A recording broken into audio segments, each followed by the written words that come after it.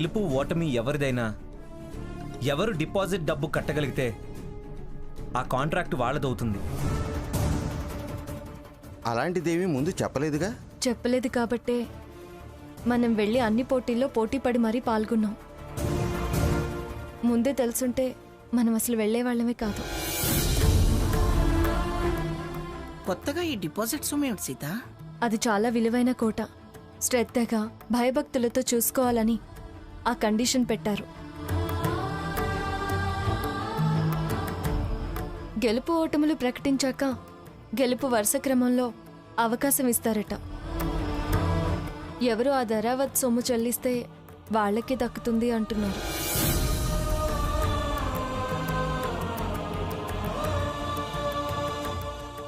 రేపు సాయంత్రమే విందు ఏర్పాటు చేశారు. అప్పుడు ఎవరు ఫస్ట్, ఎవరు సెకండ్, ఎవరిది తర్వాత స్థానమో చెప్తారట. ఎవరు డిపాజిట్ చెల్లించగలిగితే వారికి వరుస క్రమంలో ప్రాధాన్యత ఇస్తామంటున్నారు.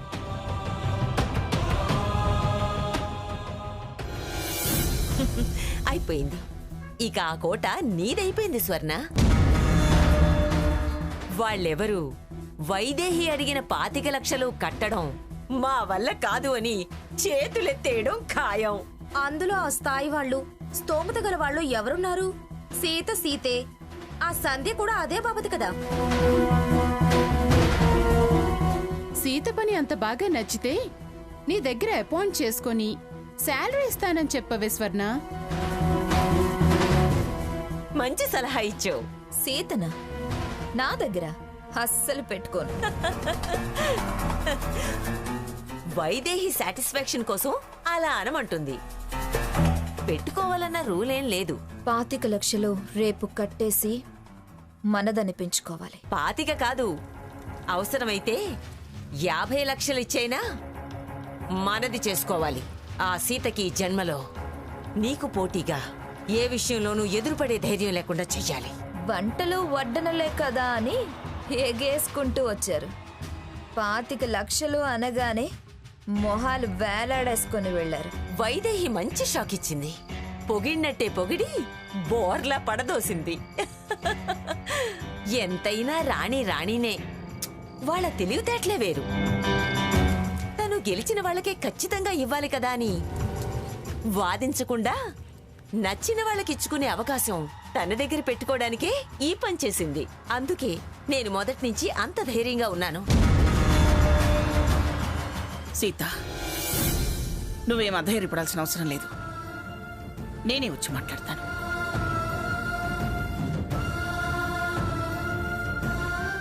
వారు ఏదైనా పద్ధతి ప్రకారం వెళ్లే మనిషి.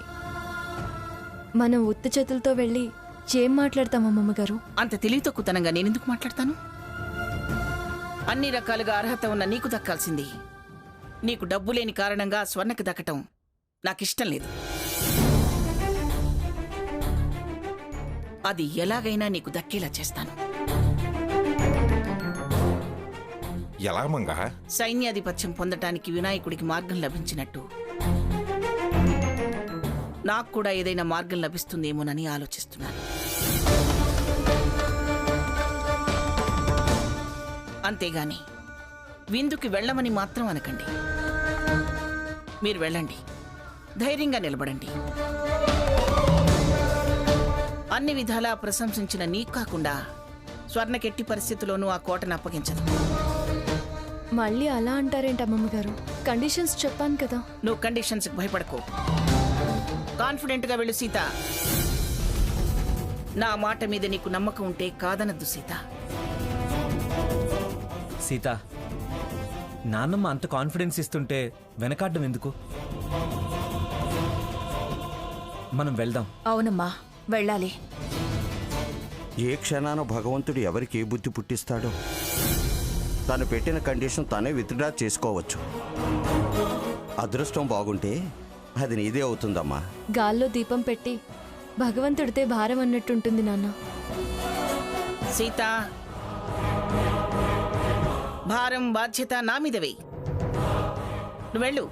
కాకపోతే నింద వేసినట్టు అవుతుంది అమ్మమ్మగారు. మీరు ఫీల్ అవుతారు. నేను అస్సలు ఫీల్ అవ్వను. ఏదైనా ఆ కాంట్రాక్టు నీదే అవుతుందన్న హామీ కూడా ఇస్తాను. వెళ్ళు.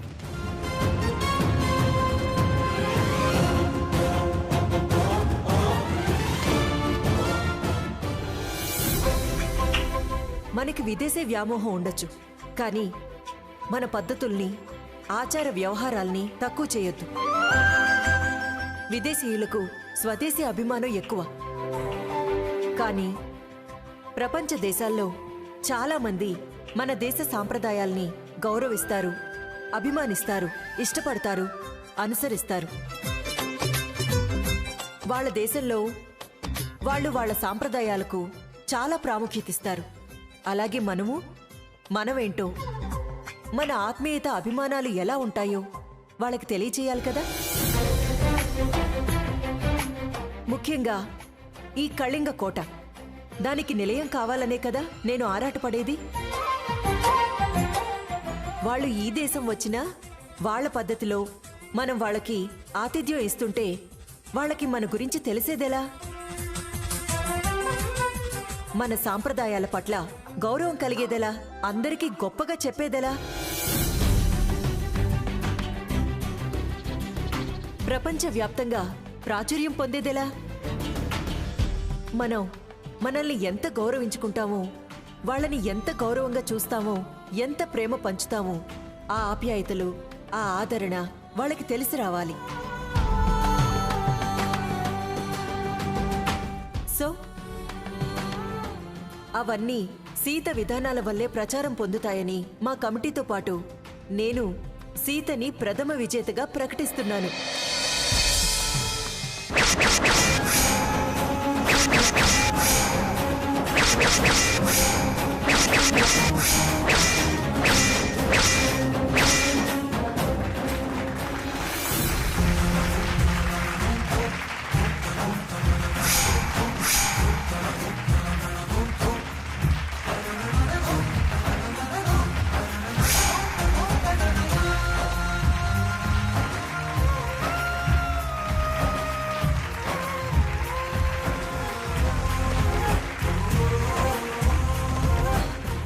Congratulations Sita. Thank you madam.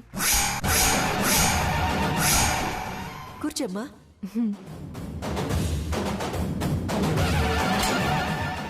ద్వితీయ స్థానం స్వర్ణ.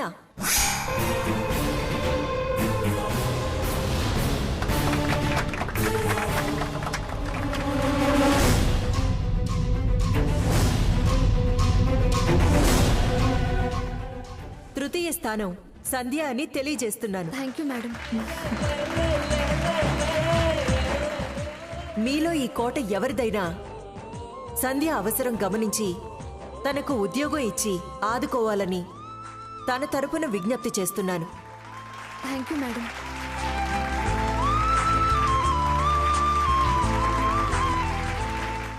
ఆగండి.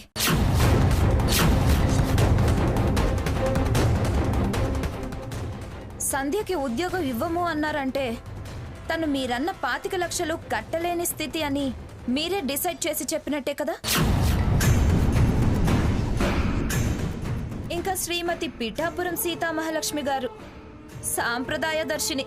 వారి ఆర్థిక స్థితి ఈ దేశంలో, ఈ ఊళ్ళో ఉన్నోళ్ళం కనుక మాకు తెలుసు కాబట్టి తను ఆ 25 లక్షలు కాదు కదా, 25,000 కూడా కట్టే స్తోమత లేదని డిక్లేర్ చేస్తున్నాం.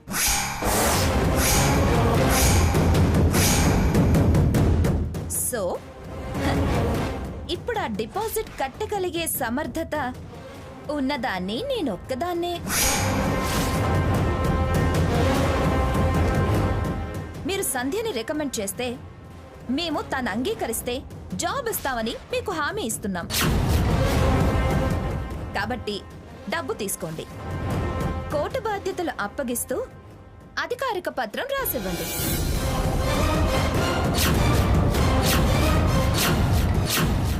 ఏం సీతామహాలక్ష్మి, వచ్చిన అవకాశాన్ని దక్కించుకోలేవా? డిపాజిట్ కట్టలేవా?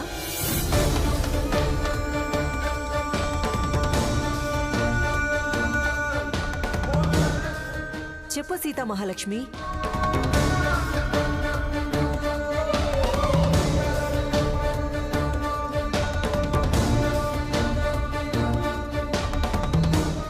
వైదేహి, ప్రశ్నించి లాభం లేదు. తన నుంచి లేదు అనే సమాధానమే వస్తుంది. సమాధానం తను చెప్పాలి, నువ్వు కాదు భాగీరథి. చెప్పండి సీతగారు, నా వల్ల డబ్బులు కట్టడం చేత కాదు అని చెప్పండి. లేనప్పుడు లేదు అని చెప్పడం తప్పేమీ కాదు. మీరు కాస్త ఆగుతారా? ఎందుకు లేమితనాన్ని అలా అవమానిస్తారు? సీత, నాకు నీ సమాధానం కావాలి. నువ్వు డిపాజిట్ సొమ్ము కడతావా? దానికి తగ్గ పూచీకత్తు ఇవ్వగలవా? ఇవ్వలేదు, ఇవ్వలేదు, ఇవ్వలేదు. ఇస్తుంది.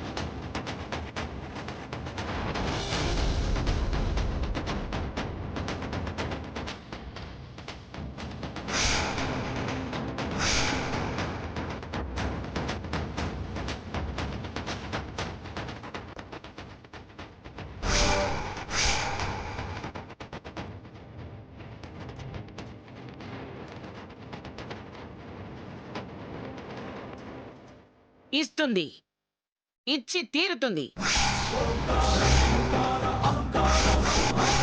ఈ కళింగ కోట సీతకే వచ్చి తీరుతుంది.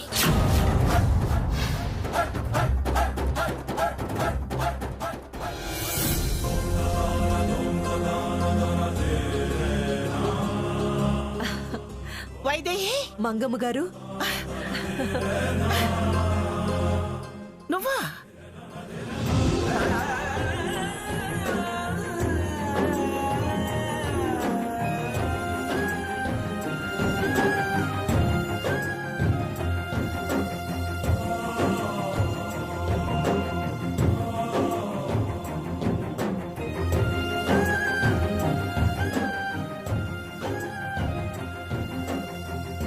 వైదేహి, బాగున్నావా వైదేహి? ఎంతకాలమైంది మంగ తయారు గారు మిమ్మల్ని చూసి. మంగ అని పిలు, తృప్తిగా ఉంటుంది. ఆ గారు గారేమిటి? ముందు కోట విషయం తేల్చి ఆ తర్వాత మీ జ్ఞాపకాల్ని తీరిగ్గా నెమరేసుకోండి.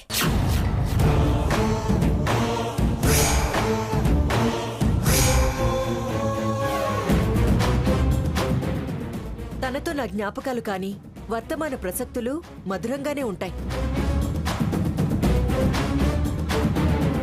కానీ ఆ భాగీరథి సావాసం నీకు చేదనుభవాలే మిగులుస్తాయి. వైదేహి, అరవకు భాగీరథి, అరవకు భాగీరథి, అరవకు భాగీరథి. అరిచినంత మాత్రాన కఠినమైన నిజాలు అబద్ధాలు కావు. ఇప్పుడు నా ప్రస్తావన అనవసరం. ముందు నీ ప్రకటన పూర్తి చేయి. నన్ను శాసించే అధికారం నీకు లేదు.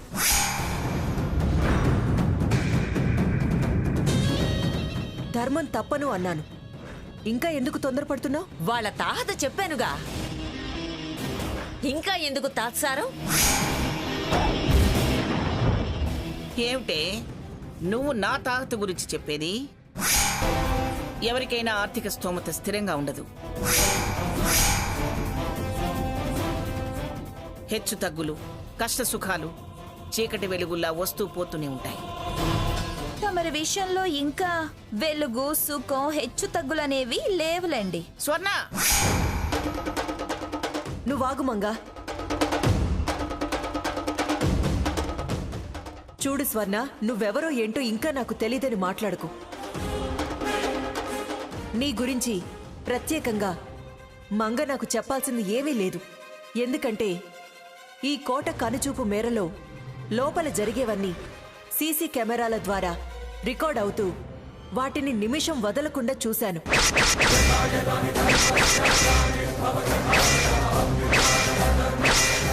నువ్వు అప్లికేషన్ ఇవ్వడానికి ఈ భాగీరథిని వెంట పెట్టుకుని వచ్చిన దగ్గర నుంచి మీరు వేసిన వెధవేషాలన్నీ నేను చూశాను.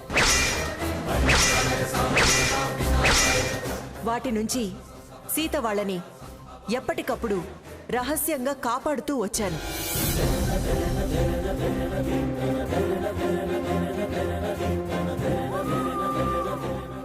అప్లికేషన్లో పిఠాపురం స్వర్ణలతాదేవి అన్న ఇంటి పేరు చూడగానే నాకు మంగమ్మ గుర్తొచ్చింది. తను పిఠాపురం వారి కోడలవ్వడం నాకు తెలుసు. నేను గతంలో ఇండియా వచ్చినప్పుడల్లా తన ఆతిథ్యం తీసుకునేదాన్ని.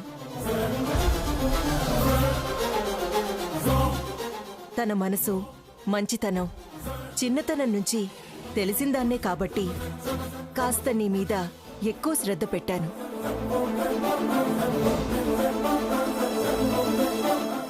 నేను మీతో బుద్ధులు చెప్పించుకోవడానికి ఏం రాలేదు. మీ సలహాలు నాకేం అవసరం లేదు.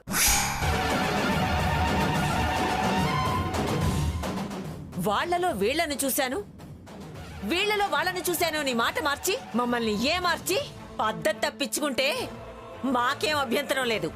అంతేకాని అలా ఇలా మాట్లాడకు వైదేహి. నువ్వసలేం మారలేదు భాగీరథి. నువ్వు అలాగే ఉండు. మంగాను గంగాను నీ వంశ గౌరవం తుంగలో తొక్కకు. భాగీరథి అరవద్దు, అరవద్దు, అరవద్దు, అరవద్దు. ఇదిగో డబ్బు. మంగా మంగా అని గొప్పగా చెప్తున్నావు కదా, కట్టమనంత డబ్బు. నేను నువ్వెంత కట్టమంటే అంత డబ్బు కడతాను. చాలదంటే కోట్లు విలువ చేసే నా యావదాస్తిని పూచీకత్తు కింద పెడతాను. అదేం పెడుతుందో పెట్టమను.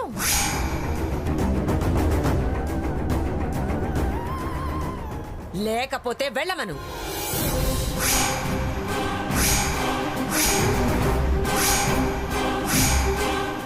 రికమెండేషన్స్ చెల్లవని, మనసు మాట మార్చుకుందానివని నువ్వు నిరూపించుకో.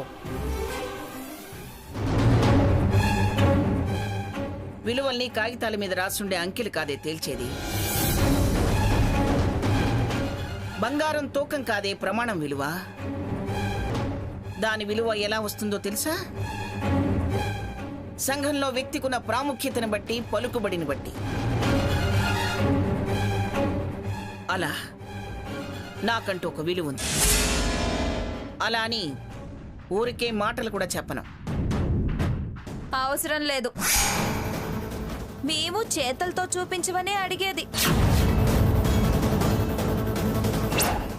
వైదేహి, నేను రొక్కంగా ఇక్కడ డబ్బు కట్టలు పెట్టకపోవచ్చు, కానీ నా మనవరాలు సీత నిన్ను మెప్పించింది. మన భారతీయ సాంప్రదాయాన్ని విదేశీయులకు తెలియచేయాలనే నీ కోరిక నెరవేర్చడం కోసం ఈ కోట బాధ్యతని సీతకు అప్పగించాలనే నీ కోరిక తీర్చడం కోసం ఇంతవరకు ఎవ్వరూ వెలకట్టలేనిది మన భారతీయ స్త్రీలు ప్రాణం కన్నా మిన్నగా గౌరవించేది, విలువ నిర్ణయించలేనిది అయినా